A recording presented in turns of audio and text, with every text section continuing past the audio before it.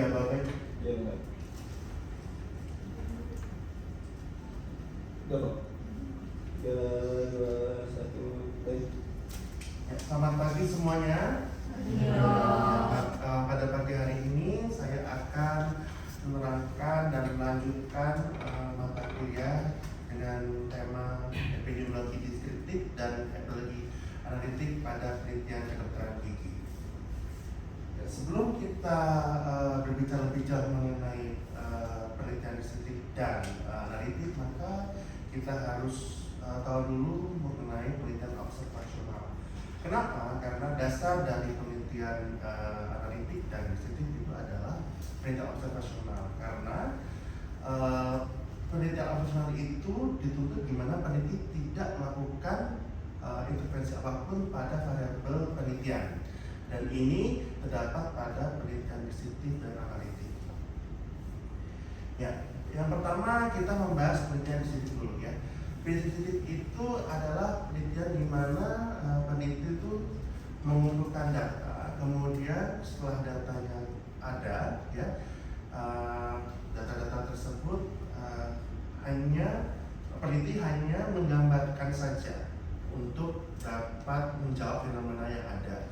Jadi di sini berbeda dengan penelitian analitik ya. Kalau analitik itu kan hubungan. Nanti kita akan sampai ke analitik nanti, tapi kita kasih dulu. Jadi data-data yang sudah ada itu dituntut peneliti untuk bisa mendeskripsikan atau berargumentasikan data-data tersebut sehingga data tersebut itu bisa bercerita ya dan menyelesaikan masalah pada fenomena satu populasi tersebut. Dan pada biasanya penelitian deskriptif itu adalah penelitian yang membahas mengenai sosiodemografi. Oke, kemudian penelitian analitik. Berbeda pada penelitian deskriptif. Kalau analitik itu dia penelitian membahas mengenai sebab akibat. Ya, jadi setelah ditemukan faktor risiko ya dan efeknya ya itu dihubungkan. Berbeda sama deskriptif tadi. Kalau di sini tadi ada variabel yang faktor risiko dan efek, namun itu hanya dideskripsikan saja. Namun kalau analitik, kedua variabel tersebut dihubungkan satu sama lain sehingga data tersebut bisa menjawab fenomena pada populasi tersebut. Ya. Nah, penelitian analitik itu terbagi menjadi 3, yaitu penelitian cross-sectional study atau bahasa Indonesia atau lintang, kemudian penelitian case control atau kasus kontrol, dan penelitian kohort. Kita akan membahas satu persatu pembagian dari penelitian analitik ini. Nah, pada penelitian lintang, penelitian ini sangat sederhana ya dari penelitian analitik, di mana peneliti itu mendapatkan data pada hari itu juga, pada saat itu juga, pada populasi itu juga, itu merupakan suatu data yang diteliti. Jadi tidak diproses dulu, ditunggu dulu sampai berbulan-bulan, berminggu-minggu, tapi data yang kamu dapat itu adalah data kamu, ya, data peneliti yang nantinya akan diproses. Apakah data ini bisa menjawab permasalahan? Bisa, ya, karena beda kalau penelitian analitik yang lain. Kalau fotolintang itu juga melihat hubungan, tapi itu berdasarkan teori yang ada, ya, teori. Jadi bukan kita melihat dari awal sampai terakhir, tidak, tapi berdasarkan teori, ya, teori yang ada, kemudian dilihat bagaimana bisa terjadi suatu penyakit dan bagaimana cara untuk menjawab suatu fenomena dalam populasi tersebut. Kemudian yang kedua adalah ini adalah rancangan penelitiannya, ya. Ini gambarnya jadinya populasi, ya. Populasi itu kan semua, ya. Populasi itu semua wilayah, ya, semua wilayah yang dimana populasi itu sesuai dengan kriteria yang kalian teliti, ya. nanti dalam populasi itu nanti kalian bagi-bagi menjadi suatu sampel. Jadi nggak mungkin kalau penelitian analitik itu semua ya populasi itu akan menyebabkan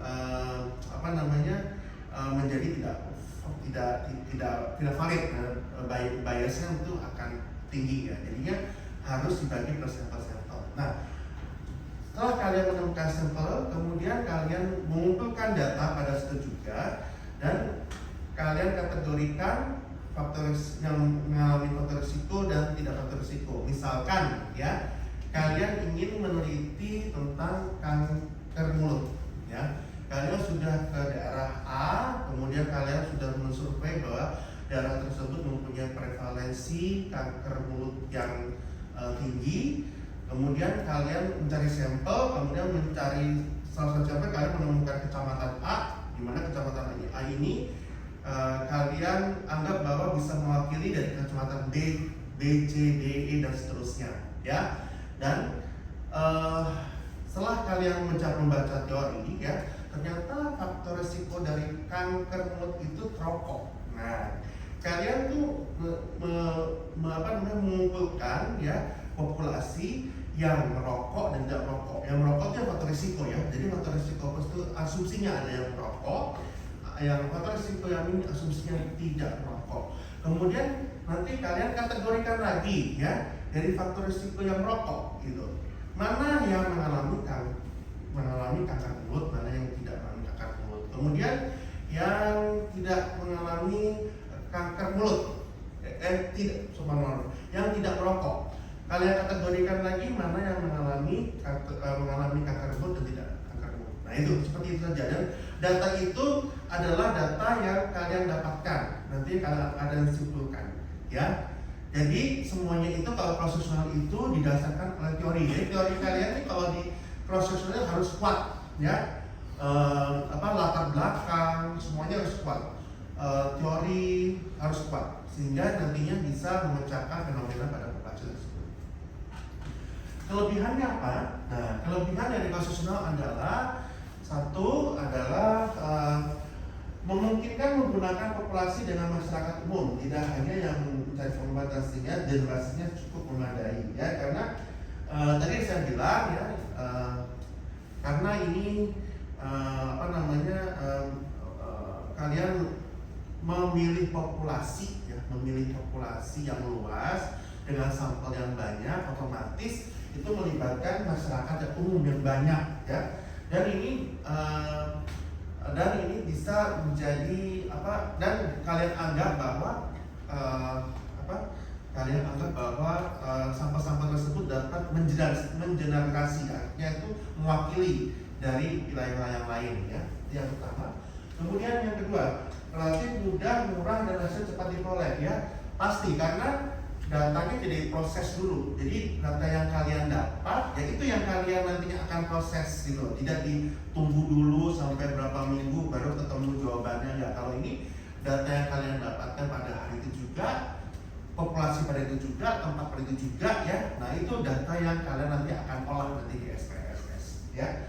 Kemudian yang ketiga, dapat digunakan untuk meneliti banyak variabel sekaligus ya. Variabel kan biasanya itu kalau variabel cross-sectional itu melibatkan variabel sosiodemografi ya. Sosiodemografi kan banyak ya, dan juga ada pendukung dari variabel pendukung juga. Nah itu lebih banyak lagi. Sehingga apa? Nah, makanya saya bilang karena apa? Karena berdasarkan teorinya, karena teorinya harus kuat di sini ya, sehingga akan menghasilkan juga variabel-variabel yang banyak ya. Kemudian yang keempat adalah tidak terancam drop out ya. Kenapa drop out ini ya? Kadang-kadang kalau misalkan penelitian yang lainnya ya, penelitian analitik lainnya itu kan karena pakai proses yang panjang ya. Kadang-kadang itu sampel itu lelah gitu loh ya, capek, lelah, atau mungkin meninggal gitu kan ya, atau mungkin sakit gitu ya, tidak bisa melanjutkan jadi sampel penelitian gitu ya. Dan kalau konstitusional tidak, karena pada hari itu juga ya, pada hari itu juga dan kalian anggap bahwa sampel tersebut sesuai dengan kriteria kalian, maka tidak mungkin ada drop out kecuali kalau misalkan pasien sampelnya tidak datang ya. Tapi kalau tidak datang itu kan tidak mengganggu penelitian kalian. Kalau misalkan kalau penelitian lain itu sudah didaftar, sudah diproses, ternyata tengah-tengah hilang, nah itu akan diulang lagi seperti awal kalau sesuatu tidak ya. Kemudian yang terakhir dapat menjadi awal dari studi analitik lainnya dan eksperimental tanpa atau dengan sedikit tambahan lainnya, tambahan biaya ya.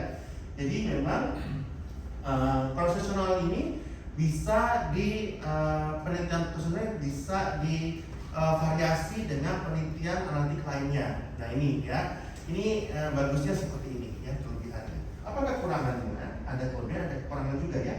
Jadi kekurangannya sulit menentukan sebab dan akibat karena pengambilan data faktor risiko dan efek dilakukan pada saat yang bersamaan. Nah itu ya, sulit karena setiap orang itu punya permasalahan sendiri ya. Misalkan satu, sulit untuk menalar pertanyaan. Kan kita kan biasa pakai kuesioner ya. Sulit untuk menalar pertanyaan atau sulit lupa data KTP, umur segala macam gitu ya. Nah itu sehingga menentukan sebab akibat jadi sulit ya. Kemudian yang kedua, memungkinkan terjadinya salah interpretasi karena kesempatan penelitian yang memiliki karakteristik cepat sembuh atau cepat meninggal berbeda dengan memiliki rasa sakit yang panjang untuk dapat ikut dalam penelitian ini. Nah ya gitu ya. Kemudian yang ketiga itu perlu sampel dalam jumlah yang besar ya. Nah iya, itu kekurangannya ya.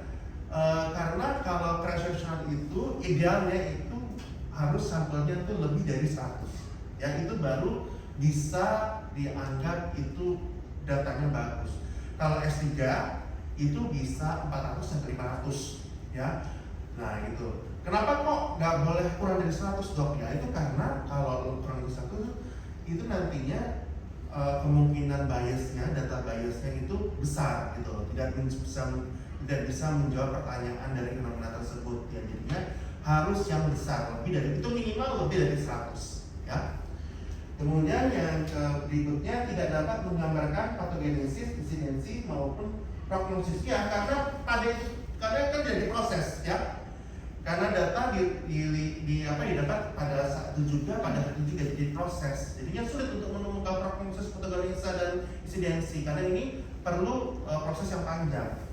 Kemudian terakhir, tidak praktis pada penelitian yang kasus yang jarang. Nah ya, seperti kasus jarang seperti apa? Kanker mulut ya, itu tidak cocok untuk profesional ya. Karena kenapa? Kanker mulut itu kan seperti kayak fenomena gunung es ya. Jadi sebenarnya banyak, tapi tidak terlihat ya. Beda sama karies. Kalau karies kan sekarang gini, di Indonesia itu kan karies penetrasi masih 85%, itu masih tinggi. Jadi rata-rata di daerah lain Indonesia itu pasti karies semuanya, berarti di atas 50%. Kalian gampang cari sampel yang karies. Beda dengan kanker mulut. Kenapa?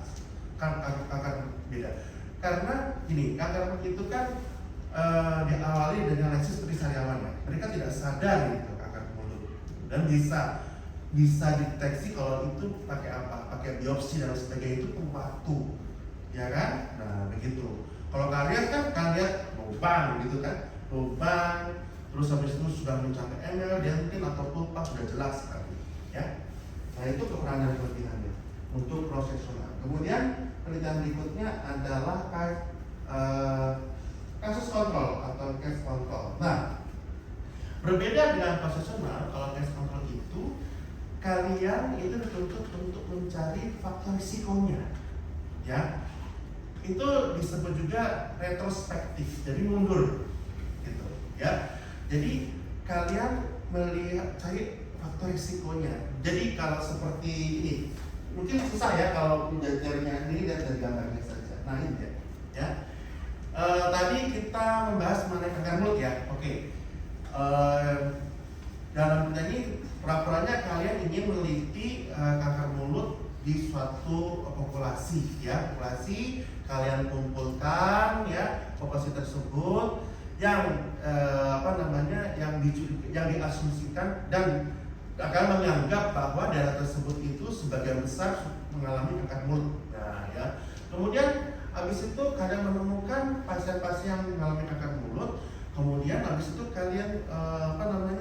lagi, oh ternyata faktor risikonya itu adalah rokok nih, gitu ya. Nah, kalian meneliti apakah benar itu kanker apa benar karena rokok? Apakah tidak ada faktor lain? Nah, itu kan mundur terjadi. Jadi kalian melihat efeknya dulu, baru ke faktor risikonya dulu, ya. Nah itu, dan itu retrospektif itu butuh waktu, bisa berminggu-minggu, berbulan-bulan, bahkan bertahun-tahun ya. Nah itu membutuhkan waktu yang panjang, tergantung kasusnya, ya. Apa kelebihan dan kekurangannya? Ya, kelebihannya yang pertama, dapat digunakan untuk meneliti suatu kasus yang jarang atau penyakit yang memiliki masalah yang panjang. Nah itu, kanker mulut, ya, kanker paru-paru, gitu ya. Kalau COVID gimana menurut kalian? Bisa nggak kasus kontrol kalau COVID? COVID bisa apa enggak? Tergantung, ya. Kalau COVID, kalau lagi pandemi, itu larinya ke transaksional. Tapi kalau endemi larinya ke kasus kontrol, ya. Sekarang kan kasus hari ini, kasus COVID tinggi nggak? Lagi tinggi, ya, lagi tinggi. Kita nggak tahu di Indonesia ini tinggi apa enggak, tapi kalau kita lihat di negara ASEAN, Thailand, Singapura lagi tingginya nih, ya. Tapi COVID-nya jenisnya berbeda sama yang kemarin, lebih ringan, ya. Nah itu, ya. Kemudian hasilnya dapat diperoleh dengan cepat dibandingkan penelitian kohort. Nah, tetapi ini jangan dibandingkan dengan cross seksional, ya. Kalau cross seksional jelas yang cepat siapa? Ya cross seksional, karena pada saat itu juga. Tapi kalau cross control itu lebih cepat daripada penelitian nanti yang kohort, ya. Karena apa? Karena kita hanya mencari faktor risikonya saja, bukan efeknya, ya. Itu akan lebih mudah daripada kita kalau melihat efeknya, ya. Kemudian yang ketiga adalah biaya penelitian nanti lebih sedikit dibandingkan penelitian kohort, ya. Kohort loh ya, bukan cross seksional. Tapi jelas kalau biaya lebih murah mana? Cross seksional apa case control? Cross seksional dong, ya kan? Kemudian jumlah subjek penelitian lebih sedikit. Nah, untuk penelitian analitik kasus kontrol dan kohort, ya, memang itu tidak diperlukan penelitian tidak sebanyak dari cross seksional. Tadi saya bilang cross seksional itu harus lebih dari 100 ya. Tapi kalau kasus kontrol atau kohort itu bisa 20, bisa 30.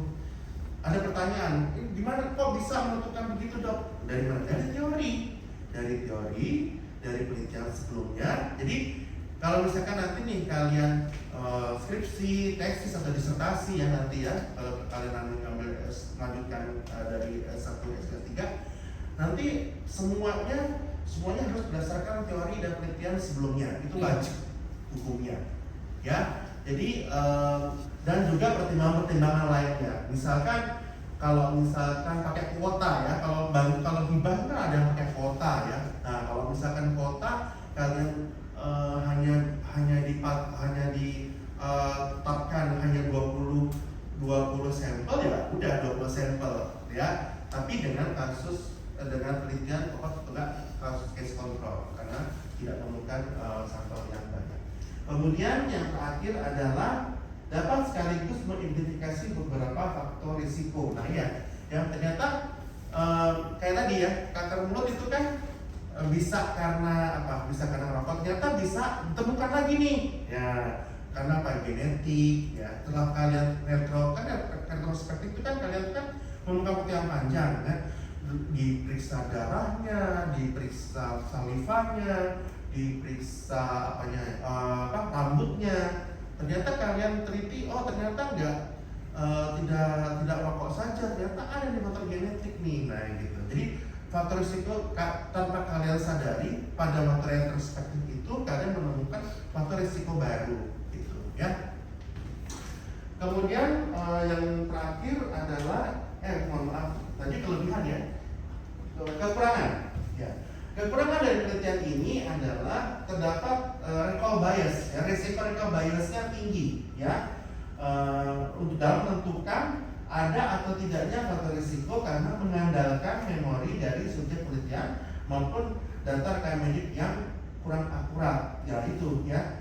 Nah itu recall biasnya sangat tinggi. Jadi selain kita menggunakan data-data yang berdasarkan lab juga, itu juga dibutuhkan data-data kuesioner ya itu ya. Nah karena apa namanya subjek penelitian itu dituntut harus mengingat gitu loh. Misalkan gini, apakah pernah merokok? Saya merokok pernah, tapi saat ini saya nggak merokok dok. Gitu. Saya pernah merokok berapa tahun lalu ya, saya lupa. Nah gitu loh. Ya, gini. Kamu tanya, apakah ada keluarga yang sakit karena kanker? Saya sih, keluarga saya kebanyakan darah tinggi dok, tapi kayaknya ibunya saya gitu, atau mertua saya, bukan mertua, kalau mertua bukan ada saudara ya.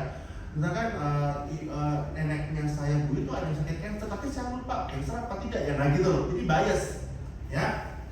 Kemudian yang kedua, validasi dan informasi kadang-kadang sudah didapat. Jadi seperti tadi, sudah didapat validasinya, ya. Jadi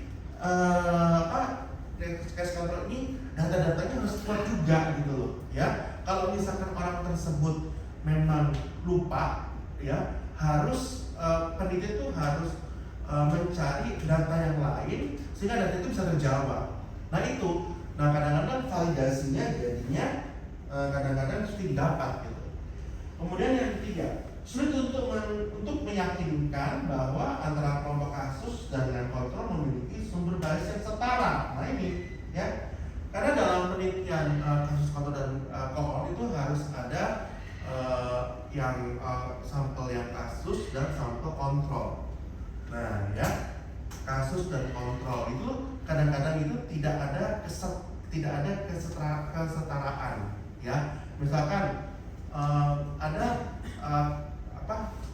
pasien yang kanker mulut karena rokok, ternyata yang kontrol kayaknya enggak tuh gitu, ini enggak merokok tapi kena kanker gitu. Nah itu jadi sulit ya, nah gitu menentukannya. Kemudian tidak memberikan incidence rate. Nah iya, tidak memberikan incidence rate itu kan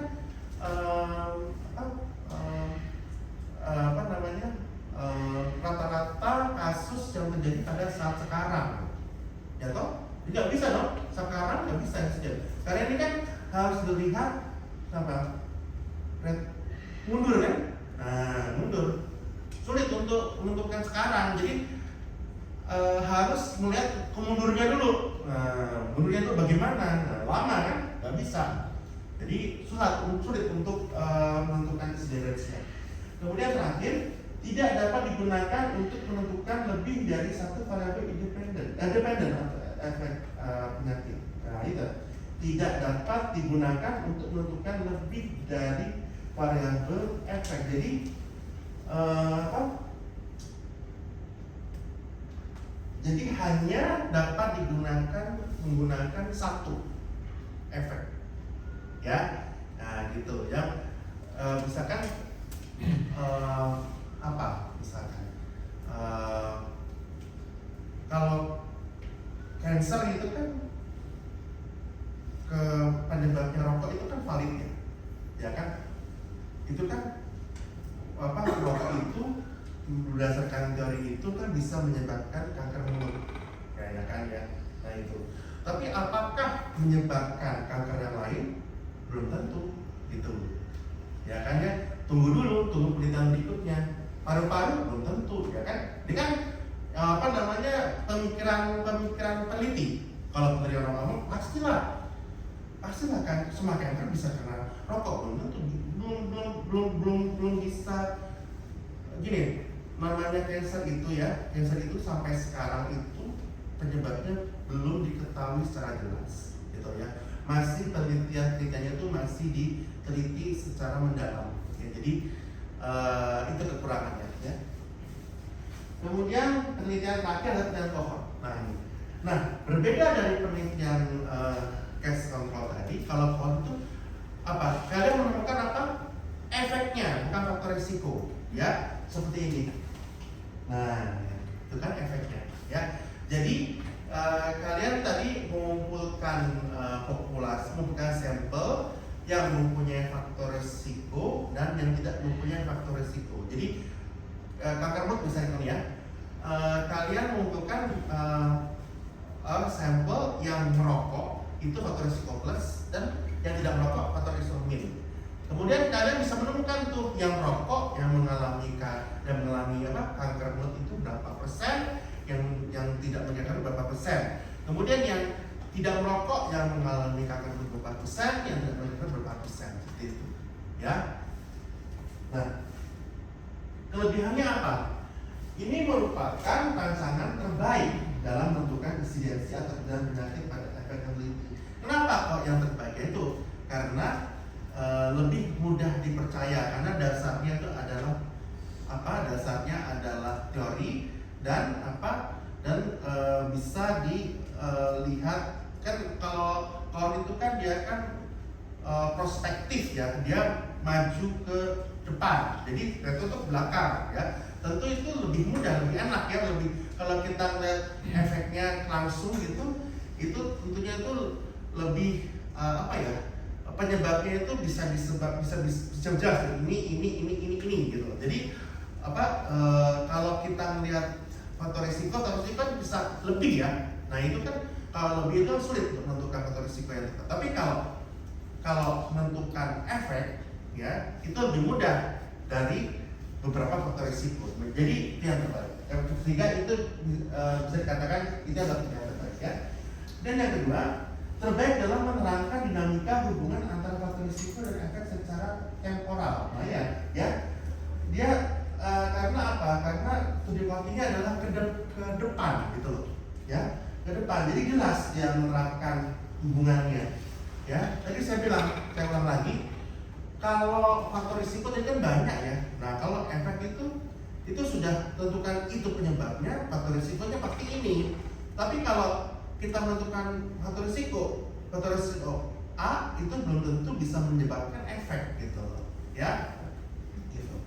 Kemudian C, terbaik dalam meneliti kasus yang bersifat fatal dan progresif. Nah, yaitu misalkan cancer ya. Nah, itu cancer gitu-gitu ya. Apalagi misalkan kasus kira-kira apa selain cancer ya? Tadi kan saya ngomong cancer mulut tadi ya. Kira-kira apa kalau terjadi dalam mulut? Ada yang bisa jawab? Bencana planus gitu-gitu kan ya? Ya kan? Apalagi kira-kira? Apa? Solidiatis batu dalam saluran? Sialitis ya. Nah itu ya bisa ya. Nah, kemudian yang keempat, dapat digunakan untuk meneliti beberapa efek sekaligus dari suatu faktor risiko tertentu ya. Dapat digunakan untuk meneliti beberapa efek sekaligus dari satu faktor risiko. Nah itu ya, jadi secara tidak langsung kalian itu bisa menemukan efek yang lain gitu loh ya. Itu bisa terjadi dalam studi kohort ya. Mungkin tanpa kalian rencanakan, tapi ternyata kalian bisa menemukan ternyata rokok jenis A misalkan ya, bukan rokok jenis Liberica misalkan ya, itu ternyata penyebab kanker mulut itu terutama yang paling besar risiko adalah kanker lidah. Nah kalian menemukan kan itu hal yang baru ya. Kanker kan banyak ya, ada nyerang di lidah, di gusi, di palatum dan sebagainya. Kalian bisa menemukan yang secara spesifik ternyata rokok yang Liberica ternyata lebih fokus ke menyebabkan kanker lidah gitu ya. Kemudian yang E, memiliki kekuatan yang andal dalam meneliti berbagai masalah kesehatan karena sifat pengamatannya kontinu dan longitudinal. Longitudinal kontinu, jadi ke depan ya, tahap bertahap ya. Apakah retrospeksi sama? Iya sama, juga tahap bertahap ya. Tetapi kalau ini lebih teratur ya. Itu poin-poinnya kita ini gitu ya. Tapi kalau case control tidak. Dan tadi saya bilang karena cash counter itu faktor risikonya banyak. Ya. Nah, kemudian kekurangannya, memerlukan waktu yang lama jelas, ya. Kohort sama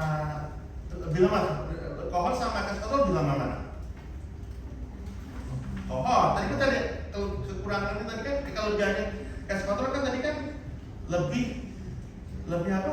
Lebih singkat daripada kohort kan? Berarti kalau kohort balikannya dong kekurangannya, ya kan? Lebih lama, ya.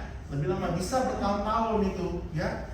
Bisa bertahun-tahun, bahkan sampai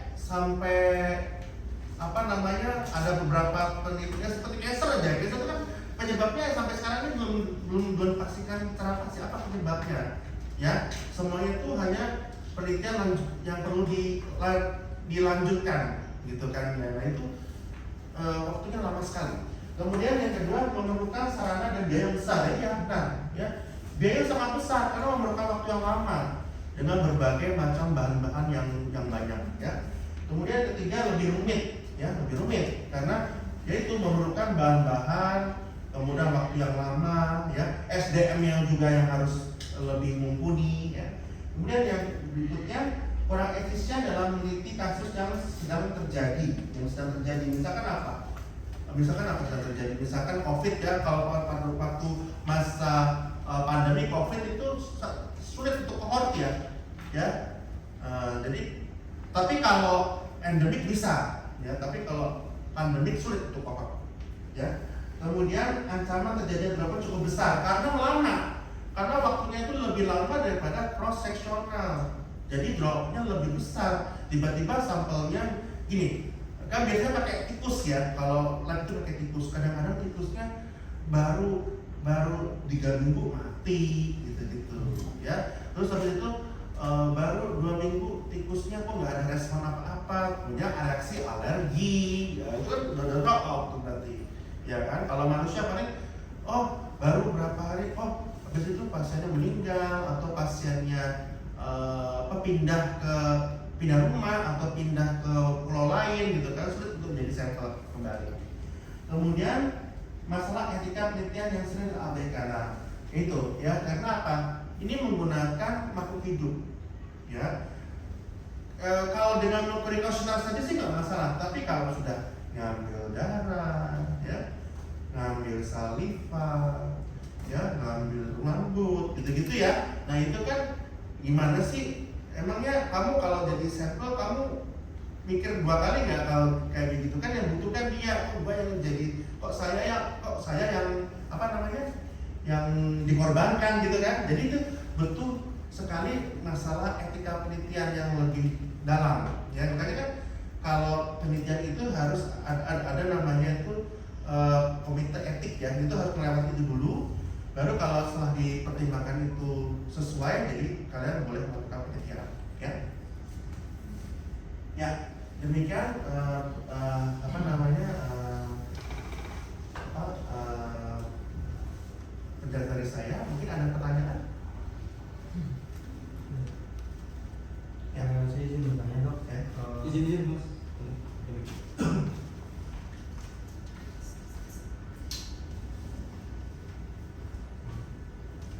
Diri boleh Mas? Diri. Mas ini boleh Dok? Hah? Dokter, Bocor. saya ingin bertanya, apakah penelitian analitik selama diawali penelitian deskriptif dan ya, kenapa penelitian analitik selalu diawali dengan ini, ya? Jadi kalau penelitian kita kan melihat sebuah hubungan sebab akibat, ya. Namun semua penelitian itu harus bisa dipertanggungjawabkan, ya, hasilnya, ya. Kalau kita hanya melihat hubungan sebab akibat, itu tentunya kalau kita tidak melihat latar belakang dari variabel itu sulit rasanya. Jadi kenapa sih harus ada variabel disebutnya? Supaya nanti kita mudah waktu kita melakukan pembahasan. Jadi ya kan kalau penelitian itu kan harus dibahas dan harus ada jawabannya. Nah, jawaban itu berdasarkan data-data yang kalian dapatkan, termasuk pada data-data yang bersifat deskriptif. begitu ya. Jadi kan tadi di situ itu kan ada sebagai besar itu adalah data-data sosiodemografi, usia, umur, pekerjaan gitu. Kalau misalkan kita meneliti masalah hubungan karies dengan gizi gitu ya, itu kan hubungan sebab akibatnya. Tapi ternyata ada penyebab lain itu karena dari gizi itu kan sudah pasti ya, karies, gizi, kurang gizi sehingga mulut menjadi kurang sehat itu udah pasti. Tapi ternyata ada faktor lain tuh. Ternyata kalian lihat di data positifnya, oh ternyata penghasilan keluarganya rendah, oh ternyata pendidikan keluarganya rendah, gitu. Itu yang sehingga bisa menunjang nanti patut pembahasan. Gitu. Jelas? Oke. Kemudian berikutnya ada pertanyaan.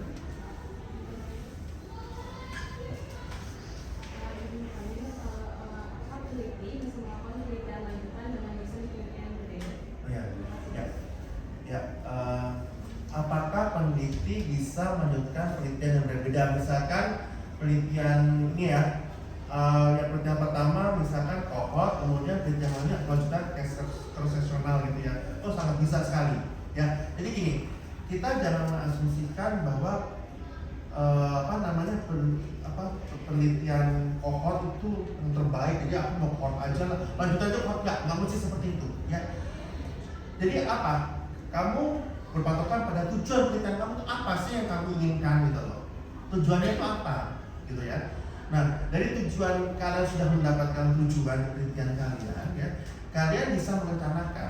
Nah, apakah penelitian ini cocok untuk penelitian prosesional, case control atau penelitian kohort. Nah, itu tergantung dari sumber-sumber yang lain yang menunjang nanti penelitian kalian gitu. Jadi kalian nggak bisa hanya aku mau cross control aja deh, lebih simpel nggak? Tadi harus berdasarkan teori yang ada gitu ya. Jelas? Oke, baik. Kemudian selanjutnya ada pertanyaan lagi.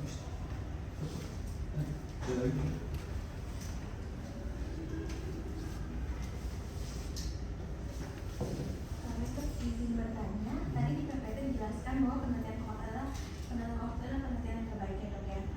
Nah, untuk nanti kita kalau kita mencari jurnal utamanya, apakah harus memiliki tulisan penelitian kohort atau boleh dari tulisan penelitian yang lain? Terima kasih. Oh ya, memang ya di teori ya dan di beberapa jurnal-jurnal memang kohort itu menjadi andalan ya. Namun gini, kita balik lagi dengan tujuan penelitian kita. Ya, jadi tadi sudah bilang apa yang kita inginkan dalam penelitian kita, ya. Nah, dan tidak semua sih penelitian case control itu tidak bagus, tidak, karena banyak sekali jurnal Scopus yang internasional yang berreputasi tinggi pun cross-sectional banyak gitu loh, ya. Kemudian ada juga yang case control juga banyak gitu loh, ya. Nah sekarang kebutuhannya apa? Kalau misalkan kalian ingin penelitian yang bersifatnya itu studi kasus gitu kan, nggak mungkin dong case cross-sectional. Itu kan cocoknya apa? Case control dong, studi kasus ya. Nggak bisa kita paksain aku pengen cari pokoknya kata dokter Indo punya kohort nggak boleh kayak gitu ya. Itu sesuai dengan kebutuhan dan tujuan dari kalian menelitinya bagaimana dan apa yang kalian harapkan dalam penelitian kalian. Ya. Kemudian ada pertanyaan, udah jelas ya? Oke. Berikutnya, silakan. Ada pertanyaan? Oh, berarti ada yang belakang ada pertanyaan? Sudah jelas semuanya? Sudah jelas. Baik. Kalau begitu perkuliahan kita pada hari ini kita akhiri dan jangan lupa besok kita akan ada tutor ya. Tolong kerjakan tugas-tugas kalian, nanti yang tugaskan dari saya dan semoga tutor besok dapat berjalan dengan baik dan lancar. Terima kasih. Selamat pagi.